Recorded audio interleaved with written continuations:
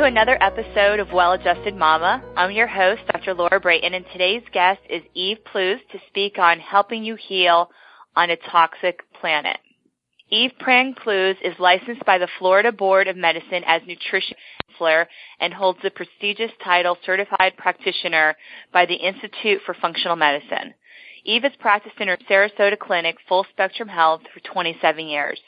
She serves on the medical board of advisors of the health science company Zymogen, Inc., has received the Robert Pierce Public Service Award for 24 years of dedication to the HIV support group, Healthy People with AIDS, and she also hosts 2 public radio shows on Monday mornings, No Nonsense Nutrition on WSLR in Sarasota and Alternative Health on WMNF in Tampa. For more information, please visit her website at fullspectrumhealth.com. Welcome, Eve, to the show. I'm so excited to have you on today. Thank you, Dr. Laura. So today we're going to be speaking on helping you heal on a toxic planet. And I know this is a topic that both of us are really passionate about, getting this information out to a larger audience. So I'd love to start off with just having you share what is your personal story of why you became an expert in detoxification and nutrition. I grew up in what at the time was rural Florida. And so one of the big deals when you grow up on a dirt road is the mosquito truck riding up every night with the fogger behind it putting out DDT. And of course, in those days, we didn't know DDT was going to kill the eagles. We didn't know DDT was long-term toxic. And along with the other neighborhood kids, I used to ride my bicycle in the fog behind the mosquito truck. So the first toxic poisoning that I'm aware of in my life is from DDT. From there, I had mercury fillings in my teeth, and I unfortunately went to a bad dentist from age 2 to age 18. And the reason that he got so much credit as a painless dentist is he never drilled out all the cavity. And so he put mercury on top of active cavities, which of course leached into the body. And by the time that I was a teenager, I had chronic sinusitis. I was diagnosed with arthritis by age 21. I had as many as 20 headaches every month and began having all kinds of correlative problems with that and began being pharmaceutically medicated at age 12. And so I do not remember a day between age 12 and age 27 where I do not take a pharmaceutical drug. So in addition to the insult from the DDT and the mercury, I had the insult from pharmaceutical drugs. And it was only at the time that my obese chain-smoking doctor turned to me and said, "You're going to be wheelchair-bound by the time you're 40 years old." That was the point where I knew I had to take my health into my own hands. And that was the day I walked into my first health food store, grabbed a book, and just started experimenting. Oh, that's a crazy story. Well, I had to do something. You know, all I would do would get another doctor's appointment so I could get another test, so I could get a different med, so I could get another appointment, so I could get another test, so I could get another appointment to get the results of that test, and I was on that roller coaster. And I wasn't really getting any better. And so I felt like, you know, a big piece of my teenage and young adult years were stolen from me because I just flat out felt lousy. Right. And that's usually like the prime life, you know, time for people is teenage 20s. And here you were sick and on all these medications. You didn't mention what your diet was, but I'm assuming, you know, living in rural Florida, it was also like what, a lot of processed foods when you were growing up? Well, no, my mother actually liked fresh foods, but, you know, the nature of the diet in those days is you had a bowl of sugar bombs for breakfast, you know, some kind of cereal. Okay. There was always plenty of juice in the house. You know, I thought chocolate was a food group because my father you know, insisted on a chocolate dessert every night, so it didn't matter whether it was my mother's homemade chocolate cake or whether it was a fudgesicle. But, you know, at the time that I got involved in health and nutrition, a common diet for me would have been coffee with a couple of packets of Sweet and Low and some Coffee Mate creamer, along with a donut. I worked with a gal who lived above the bakery, and she used to bring 4 donuts to work every day, and so that was commonly breakfast. I would go to the little sandwich joint next door and have a ham sandwich and my second Diet Pepsi of the day and a bag of Fritos for lunch. And then most often about 4 o'clock in the afternoon, I would have my third or fourth Diet Pepsi of the day, along with a payday candy bar, because my mother said if I ate the candy bar at the same time I drank the Pepsi, the Diet Pepsi, that the calories would cancel each other out. That's crazy. And so, at home I was using canned green beans and instant mashed potatoes and, putting a pound of hamburger in a fry pan and pouring some canned Franco-American gravy over it. I thought I was doing a good job because at least I was cooking dinner. That was right. at a time where a lot of my girlfriends were going to pizza place or, the fried chicken place and getting takeout. So, as far as I knew, I was doing a good job. Wow.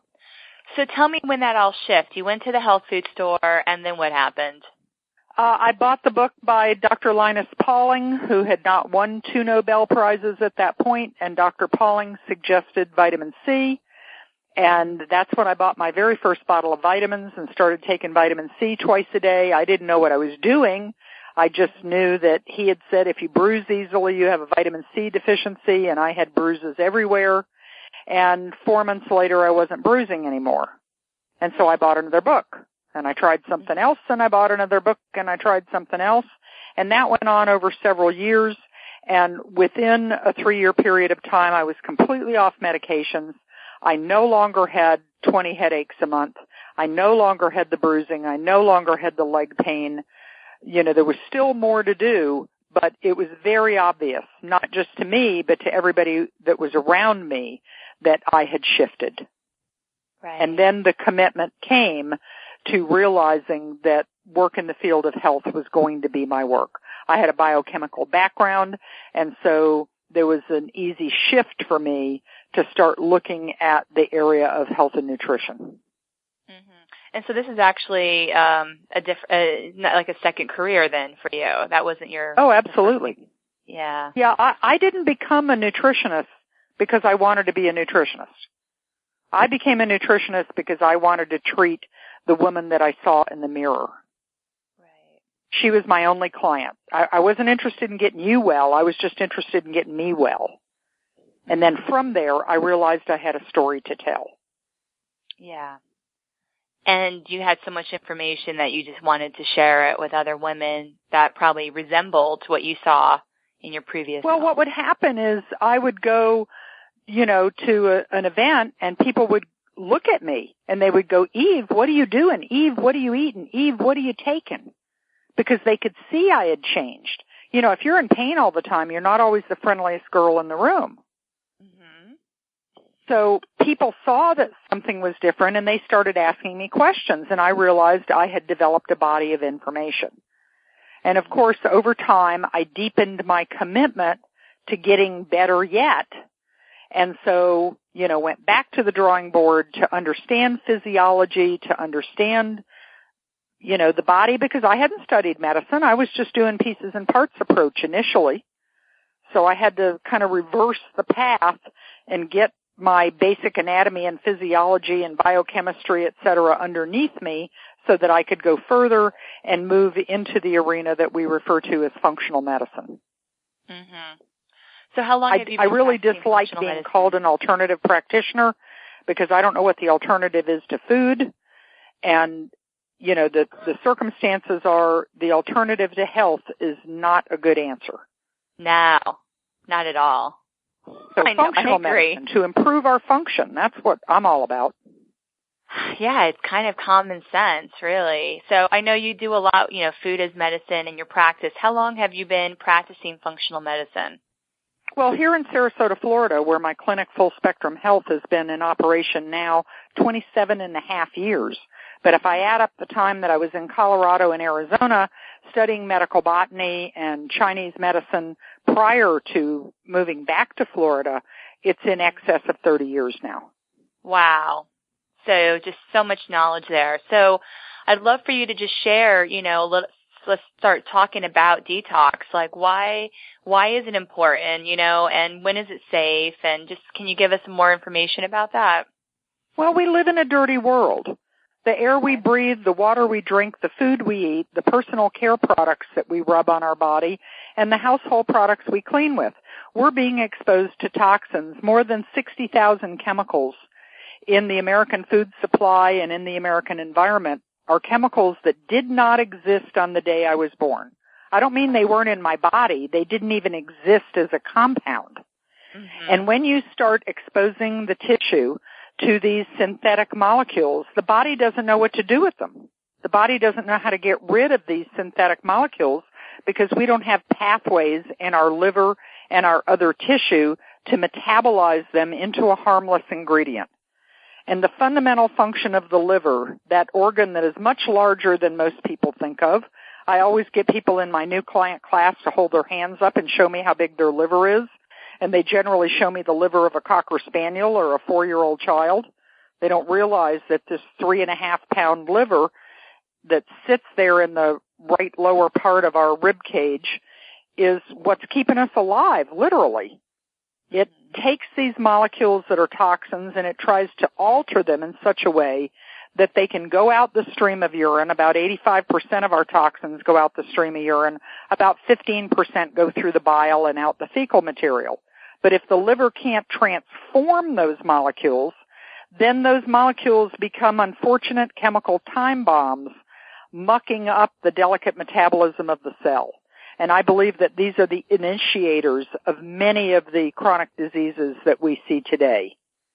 Right. So the reason that I think it's important to detox, and to detox every day, not to detox 1 week out of the year like you're doing spring cleaning, or, you're going to do a juice fast for 3 days and that's going to take care of, 30 years of accumulation.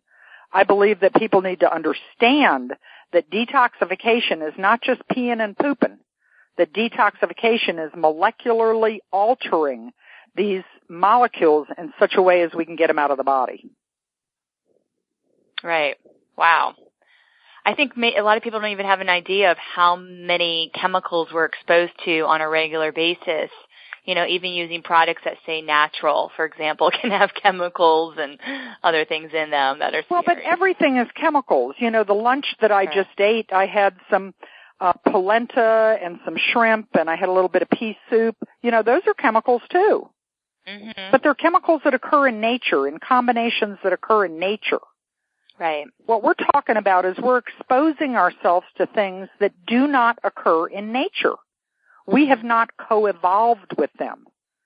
So our species, Homo sapiens sapiens, over the 200,000 years that we've been evolving, and especially the last 40,000 years that we've been evolving, we never saw red dye number 40. Our body never saw DDT. Our body never saw the triclosan that's used in the hand sanitizer. Our body doesn't know what to do with that stuff.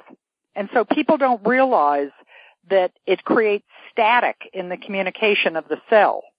And then the cell can't operate normally. And now we're speeding up the process of aging and initiating disease. Yeah, so, that's a good point that you're linking. We're exposed to these chemical toxins. They get into our body through so many different sources. Can you talk about how that then can create all these different types of disease processes that are occurring? We misfire. I've got one cell over here I'm holding in my right hand and one cell I'm holding in my left hand, and they need to talk to each other. And they talk to each other through their membrane. Now, everything happens on the membrane, the surface of the cell. Mm-hmm. And that surface of the cell is 100% made out of fats. And so that's why when people think fat is a 4-letter word, that fat is bad. No, bad fats are bad. Right. But we need fats. We need cholesterol. We need coconut oil. We need olive oil. We need the fats that occur naturally in the almond and in the avocado because they make up this membrane. And so when we have these synthetic molecules mucking up the metabolism of the cell, we can't get that cell to communicate correctly with the next cell that's going to keep one of the processes in the body going. So the misfiring of these cellular communications can create everything from confusion and ADHD to autism to muscle twitches to heart palpitations, all the way to digestive disorders, to headaches, to swollen eyes, to joint pain. It's hard to name a condition that you can't relate back to toxic exposure, whether it comes from the food, the air, the water, the personal care products, or the cleaners, or the other things that are available in the environment, like I was exposed to with DDT. Right. Wow. And, I heard you speak at a detox summit. You talked about specifically the link with autism. And can you expand a little bit more on that, what you found in the research? Well, despite the fact that everybody wants to wave their arms in the air and say that it's all the vaccines, I'm here to say that is, it's not innocuous, but it's an incredibly small part. The majority of autism is happening in utero. When the developing fetus, which has the most fragile of nervous systems, is exposed to these toxins, we're even more trouble. Because then the nervous system cannot communicate correctly to the rest of the body, and the potential for a neurological problem like autism is very real. This doesn't just fall out of the sky. We do have more and more cases as we have more and more toxins in the environment, and one of the great concerns that I have is the glyphosate ingredient that shows up in the product Roundup that is used in the genetically modified organisms. Frankly, I have to tell you from a scientific standpoint, I don't know that GMOs aren't safe. I can't absolutely tell you that genetically modified organisms are dangerous. But the pesticide that's used on the genetically modified organism is very dangerous. And so because you cannot eat a meal in a restaurant without being exposed to these GMO foods that have glyphosate as a residue in it, that glyphosate is my greatest concern. I think it's responsible for the increase in diabetes we've seen, not just in America, but in other places in the world. And I think it's responsible for many chronic conditions that have multiplied, from kidney failures to death by intestinal infection, and on and on and on. So the nature of eating organically, I'm going to put that on the top of my list in terms of the things that we can do to make sure we reduce our toxic load. Drinking water that's been sent through an absolute 1-micron filter. An absolute 1-micron filter is something you can buy and install it under your sink, or if you live in a rental unit, you can put it on a counter, and you'll have an initial purchase of somewhere in the $300 neighborhood, but then it'll cost you the following year about $80 once a year to replace the cartridge and get much better quality water than you're ever going to get out of the tap. When you buy these little funky pitchers that you filter water through, essentially the charcoal briquette that's acting as the filter in those pitchers is just too small to do an adequate job cleaning the water. And water should be our primary beverage. Right. The idea that we have to eat and drink to be entertained, that if it isn't, soy latte, vanilla, caramel, blah, blah, blah, that it's not interesting. But our bodies evolved on water, so we need to have pure water, and we need to have as much organic food as we can possibly get our hands on. Mm-hmm. And, you just saying that reminded me, because I was focusing on the glyphosate, and I remember that from the talk you gave. But it sounds like any, even foods that aren't GMO but are non-organic would be exposed to that Roundup and would still have that chemical on the food. Well, some of the foods, that's absolutely true, because Roundup is being used to desiccate the plant, to dry the plant out. Because let's say I'm going to harvest a field of sunflowers, and I haven't used Roundup during the growth of the sunflower, but after the sunflower is mature, I spray the field with glyphosate because it will dry out all the plants, because it's a lot cheaper for you to harvest a dry plant because it weighs less. So you have to have less trucks and, less volume. Right. So the glyphosate may only be exposed on that sunflower in the last 3 days before the harvest is done. But even if the sunflower was raised organically, it could, be exposed. But if it's got organic on the label, I think that the organic industry has really done a stellar job of self-regulating, at least here in the United States.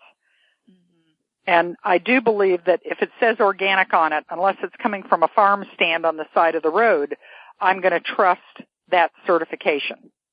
Right. But the very best source that I've ever found is EWG.org, environmentalworkinggroup.org. The Environmental Working Group puts out a list of the 15 cleanest fruits and vegetables we can buy. I don't care if you ever buy an organic pineapple or an organic mango or, it's just real rare for us to find those things sprayed.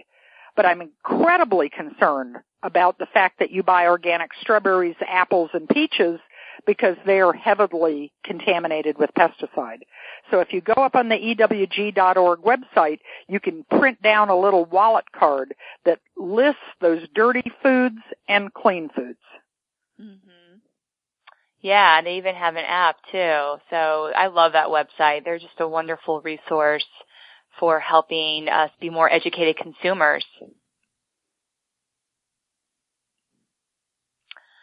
So you gave a few ways for us to help decrease our toxic exposure. Anything specific for a woman during pregnancy or for a woman who just gave birth about how she can limit her toxic exposure? Maybe you can speak a little more on skincare products and household cleaners. Well, first off, women who want to have a child usually know that early. And the minute that the thought goes through your head that I want to have a child, that's the day you should start doing detoxification. Because if there is one caution that I would put out, we do not detoxify during pregnancy. Right. We don't want to move the toxins from the mother to the fetus. Mm-hmm. So the detoxification needs to take place in the pre-pregnancy counseling, in preconception. That's the time we want to try to take out the trash. The nature of the nursing period of time is also the same because every pregnancy and every experience in nursing actually lowers the toxic load in the mother because the mother transfers the toxin to the infant, unfortunately. Mm. So the imperative thing is to realize you don't wait. If you're thinking about having a child or if you've already had one but you're thinking about having another one, that's when we want to get involved with detoxification. Detoxification is a very nutrient-dense process in the body. And so the individuals who go, I'm going to do a water fast for 3 days, you'll actually make yourself worse. Because in order to alter these molecules from fat-soluble to water-soluble molecules, which is the process of detoxification, we need a lot of nutrients. And the nature of those nutrients, both vitamins and minerals, are going to be absent if somebody's doing a water fast. Sometimes even doing a juice fast doesn't do a body a lot of good because all we're doing is moving toxins out of one compartment and just depositing them in another compartment, simply because of the fact that we don't have the nutrients to conjugate or change the molecule into a way that it can be excreted. So there are very specific products that can be used that support those detoxification pathways. And because I know you have listeners that live all over the world, not all of those products are available in every corner of the world, but people are aware of the fact that there are certain plants that historically have done a good job in helping the body take out the trash, things like dandelion and milk thistle and burdock and yellow dock. These are things that can help mobilize these toxins and get them out of the body. But generally speaking, for me, at least in clinical practice, I'm trying to find out what people's exposure has been. Did they grow up near a highway? Did they live near a farm? Did they have a hobby that, they were doing photographs and working in a darkroom before we had all the digital equipment? This was a client that I just saw the other day whose hands were in the chemicals that were used to process the photographic plates. So I try to find out, if I can, what the toxic exposure was, because different pathways are needed for different toxins. But when you go to a 100% organic diet, or as close to 100% as you can get, even if you only eat that clean 15 list and take out that dirty dozen list of fruits and vegetables, you will reduce the toxic load, because there are foods, everything from artichokes to cabbage, that help the body take out the trash. You know, one of the reasons that I brought in an organic skincare line into my clinic wasn't because I wanted to have a med spa.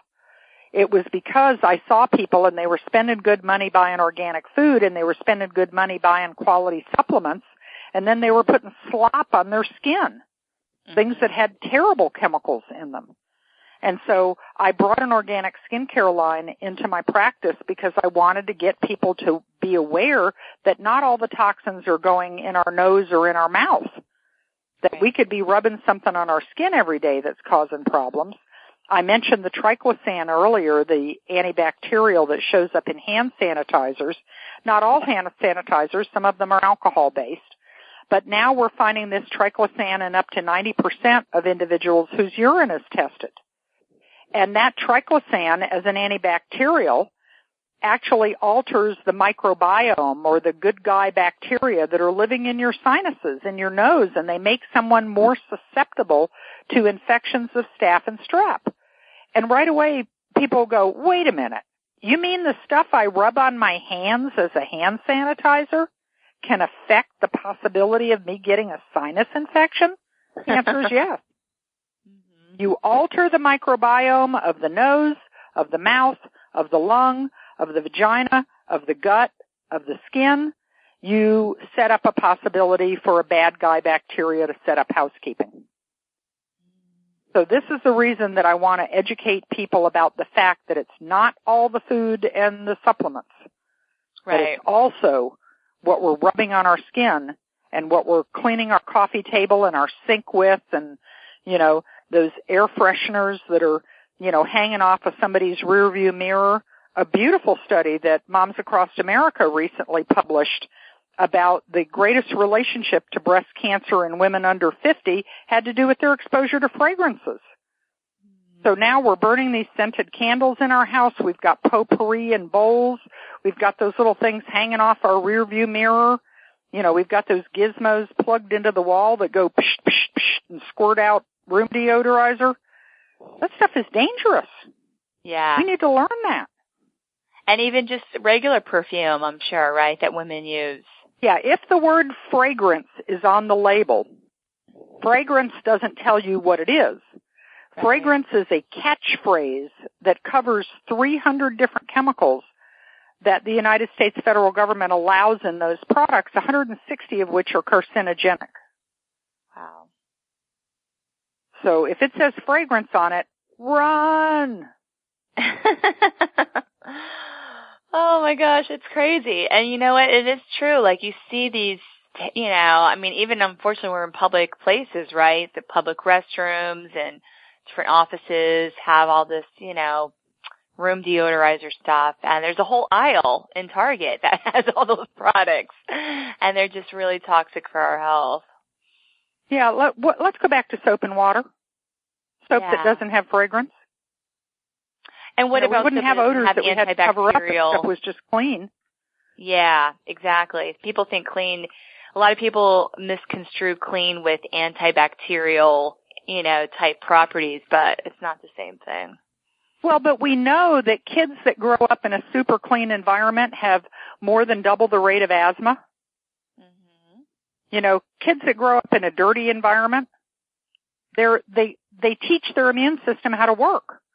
You know, that doesn't mean I want you to serve your kid a bowl of dirt. But what's true is, as a child growing up in rural Florida, I was out there playing and getting dirty, and, you know, we weren't worrying about it. We weren't worrying about antibacterial everything being used. Mm-hmm. And you end up with a good, sturdy immune system. Yeah, you keep that kid constantly hygienic. I actually had a mom in here one time with a child, and she told me she took the kid's toys and boiled them every night. And I said, in doing so, you're releasing the toxic chemicals that were used to make the plastic, and you're actually making the toys more toxic than they were before you put them in boiling water. Wow. Needless to say, that child had more problems with his mother than he had with his environment. Right. Now, I don't want to make people scared of everything. You know, there's a point at which you can get neurotic, you know, trying to breathe clean air and, you know, drink pure water and eat organic food and, you know, only use organic skincare. We wouldn't have ended up with 7 billion people on the planet had the body not had some reserves for it. But I just want people to understand that the escalation of the exposure to these multiple toxic agents has been marked in the last 30 to 50 years. So when somebody says, oh, my grandpa, he lived to 108 and he smoked 2 packs of Camels a day and he drank a pint of Jack Daniels and all of his food was fried, I said, yeah, but when your grandpa was born 108 years ago, he was breathing clean air. He was drinking pure water. The chicken he ate for dinner was in the yard at 4 o'clock. You know, it was a different world. Yeah, no vaccines either. True. Totally different. Yeah, processed foods. So, I mean, that's true. We want to just do the best we can, and especially new moms, it can be easy to be overwhelmed. What would you say are some of the best resources out there for moms to help clean up toxic exposure for themselves and for their families?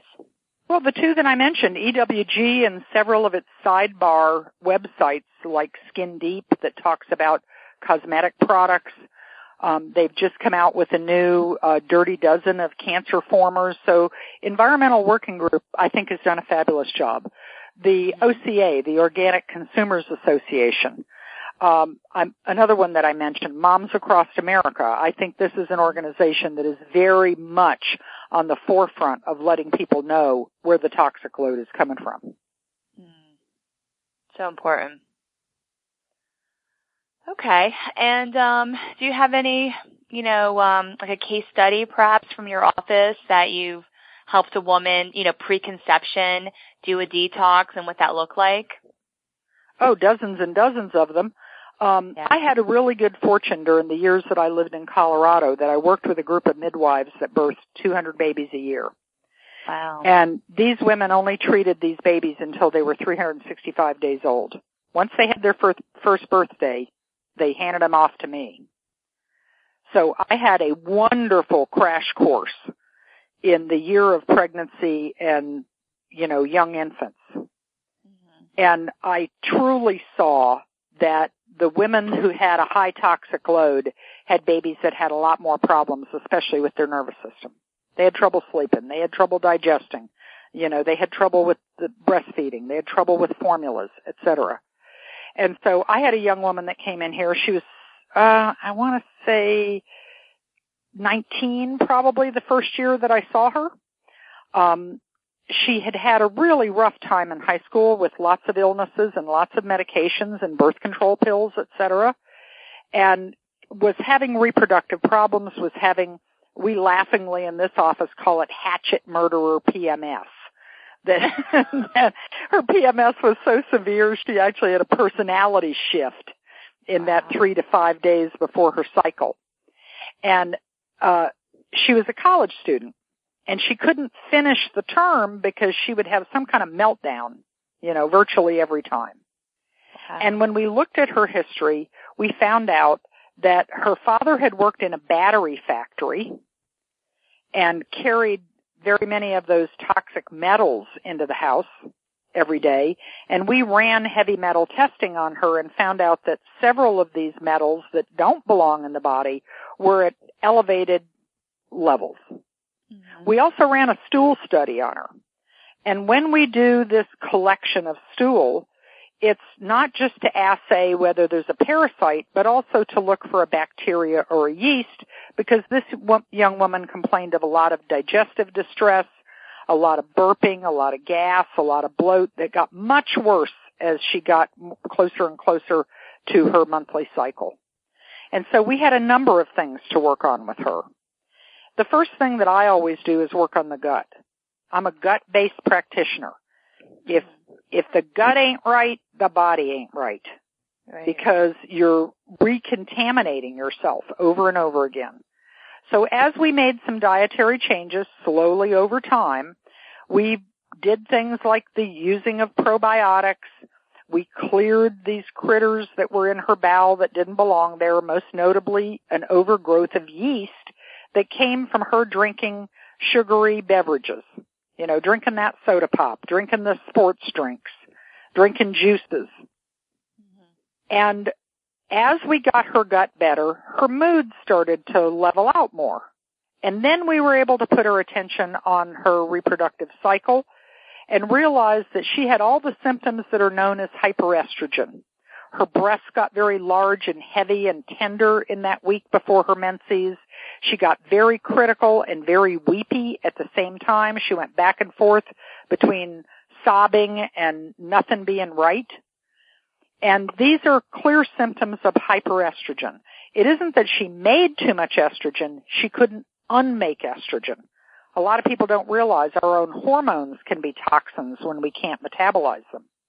Right. And so we did the things to help to clear the liver and use all the cabbage family, cabbage, broccoli, cauliflower, bok choy, arugula, watercress, this whole family known as the cabbage family that includes things like Brussels sprouts, have a compound in them that helps the body clear estrogen. We had her have coleslaw every day for lunch in the week before her menstrual cycle. We had her have broccoli or cauliflower or one of those vegetables every night for dinner in that week before her menstrual cycle.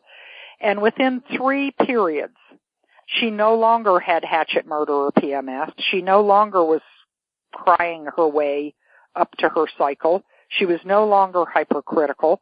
She didn't have heavy, tender breasts. She didn't have bloat. Her digestive system was working. Now it was time for us to go work on those heavy metals. She was needle spooky, so we couldn't possibly have done IV chelation therapy, which would have been appropriate in her instance, but it was both too expensive for her, and like I said, she was needle spooky. So we did oral chelation with her and reduced the toxic load of those heavy metals, and all of this went on over a period of about 4 to 5 years until she graduated with her master's degree. She graduated on a Friday. She was married 2 days later on the Sunday, and 1 year to the day later, she had her first child. And I'm happy to say both of her kids are clients in the clinic as well. She has raised beautiful children, exceptionally bright, exceptionally easy kids. And any mother who's listening knows what I mean when I say easy kids. They're just easy.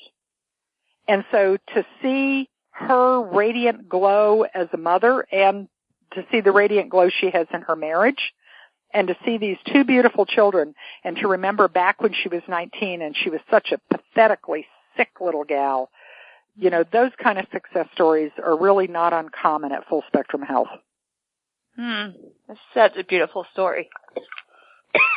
And we got more where they come from. You know, I've been on the radio for 10 years on public radio in Tampa at WMNF and in Sarasota at WSLR, trying to give out this information. So, you know, anybody that goes up on Podomatic can put Eve Plews in there, and they can find hundreds of shows that I've done over the years that deal with these very concepts.